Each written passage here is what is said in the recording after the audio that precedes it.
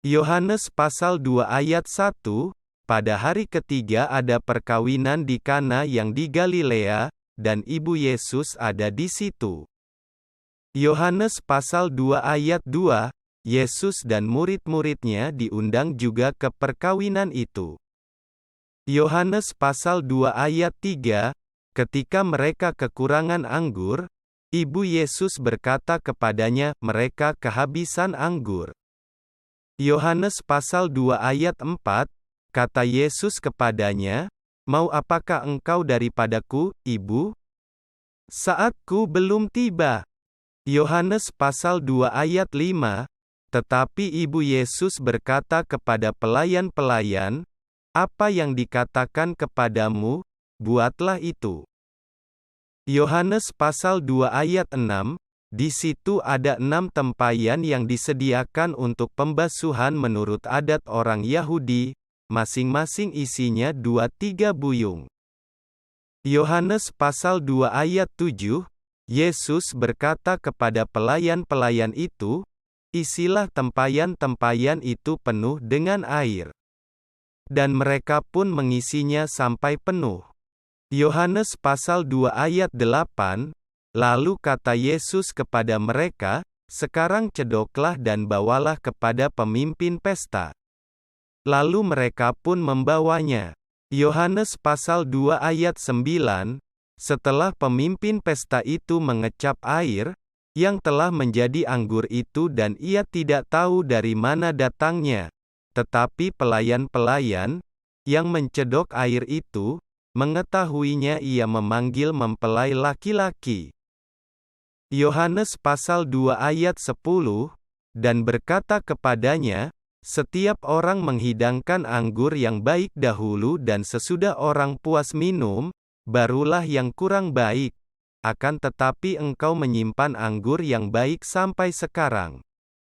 Yohanes pasal 2 ayat 11, hal itu dibuat Yesus di Kana yang di Galilea, sebagai yang pertama dari tanda-tandanya dan dengan itu ia telah menyatakan kemuliaannya, dan murid-muridnya percaya kepadanya. Yohanes pasal 2 ayat 12, sesudah itu Yesus pergi ke Kapernaum, bersama-sama dengan ibunya dan saudara-saudaranya dan murid-muridnya, dan mereka tinggal di situ hanya beberapa hari saja.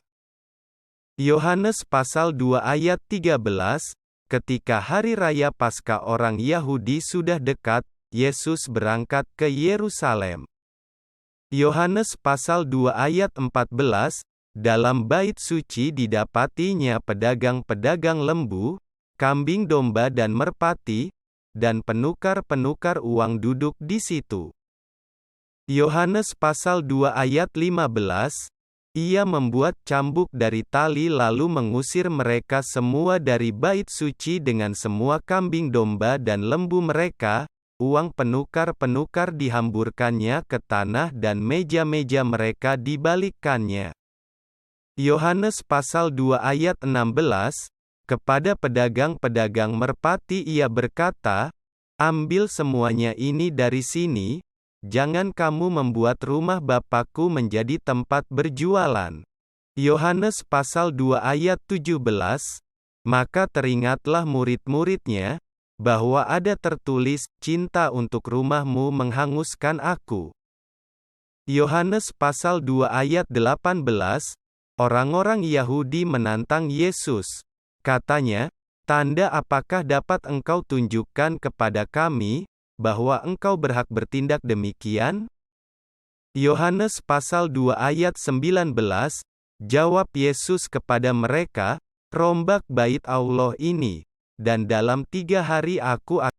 Yohanes pasal 2 ayat 20, lalu kata orang Yahudi kepadanya, 46 tahun orang mendirikan bait Allah ini dan engkau dapat membangunnya dalam 3 hari?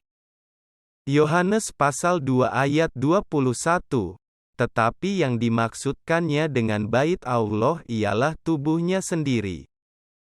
Yohanes pasal 2 ayat 22, kemudian, sesudah ia bangkit dari antara orang mati, barulah teringat oleh murid-muridnya bahwa hal itu telah dikatakannya, dan mereka pun percayalah akan kitab suci dan akan perkataan yang telah diucapkan Yesus. Yohanes pasal 2 ayat 23. Dan sementara ia di Yerusalem selama hari raya Paskah, banyak orang percaya dalam namanya, karena mereka telah melihat tanda-tanda yang diadakannya. Yohanes pasal 2 ayat 24. Tetapi Yesus sendiri tidak mempercayakan dirinya kepada mereka, karena ia mengenal mereka semua. Yohanes pasal 2 ayat 25. Dan karena tidak perlu seorang pun memberi kesaksian kepadanya tentang manusia, sebab ia tahu apa yang ada di dalam hati manusia.